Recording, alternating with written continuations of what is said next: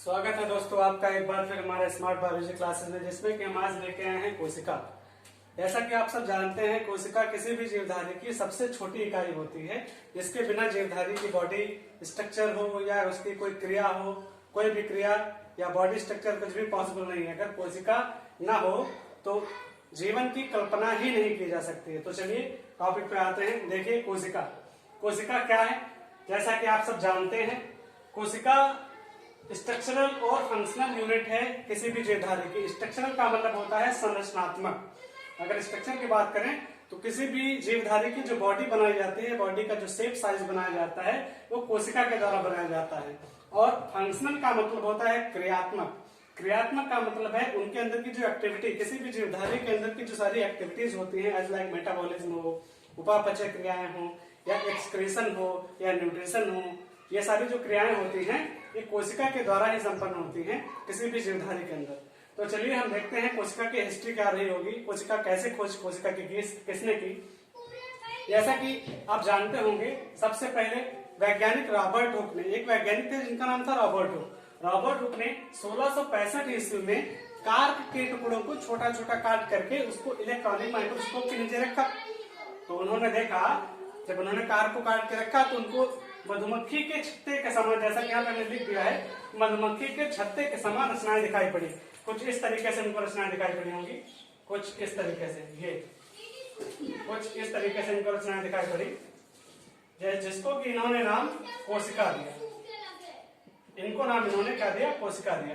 Cork के टुकड़ों उन्होंने काटा, इलेक्ट्रॉन सूचना के नीचे रखा और देखा कुछ ऐसी रचनाएं इनको दिखाई पड़ी जिसको कि इन्होंने कोशिका नाम दिया। किसने दिया? रॉबर्ट हुक ने दिया, 1665 में दिया। जैसा कि आप जानते होंगे, कोशिका एक लैटिन भाषा का शब्द है।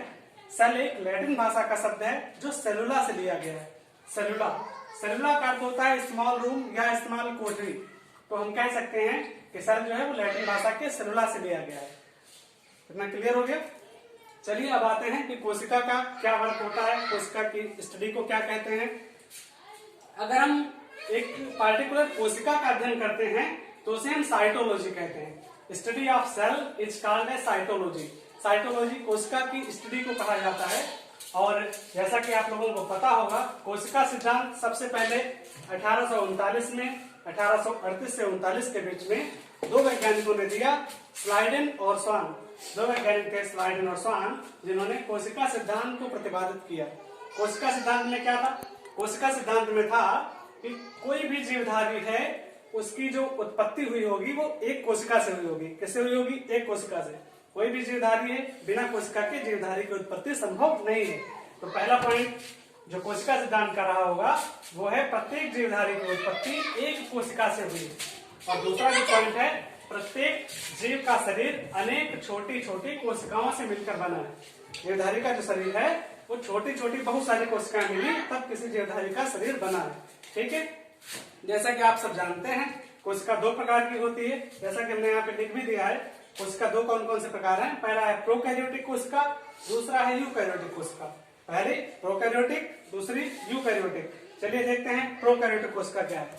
प्रोकैरियोटिक कोशिका दो शब्दों से मिलकर बना है, प्रो प्लस कैरियन। अगर हम प्रोकैरियोटिक को आपस में ब्रेक करें तो प्रो प्लस कैरियन मिलकर बना है प्रोकैरियोटिक।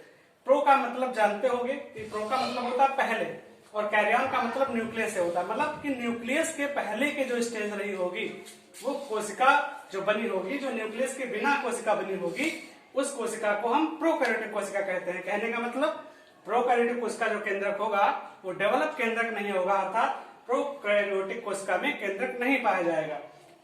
इसमें जैसा कि मैंने लिख भी दिया है, डीएनए जो होगा वो मुक्त अवस्था में पड़ा रहेगा, मतलब कहीं पर भी पूरी सेल में पड़ा रहेगा। और ट्रू न्यूक्लियस, जैसा कि हमने भी बताया कि केंद्रक जो होगा वो इसमें नहीं होगा। और थर्ड पॉइंट जो हमने लिखा, हिस्टोन प्रोटीन इसमें नहीं पाया जाता है। हिस्टोन प्रोटीन, जो आगे हम प्रोटीन का एक पार्टिकुलर सेक्शन लेंगे तब उसमें हम बताएंगे कि हिस्टोन प्रोटीन क्या होता है। इसके अगर हम एग्जाम्पल देखें तो एग्जाम्पल इसमें बैक्टीरिया होता है और नीले हरे शैवाल बीजीय होता है, ब्लू ग्रीन एल्गी। और कुछ और पॉइंट हैं जो प्रोकैरियोटिक से संबंधित है।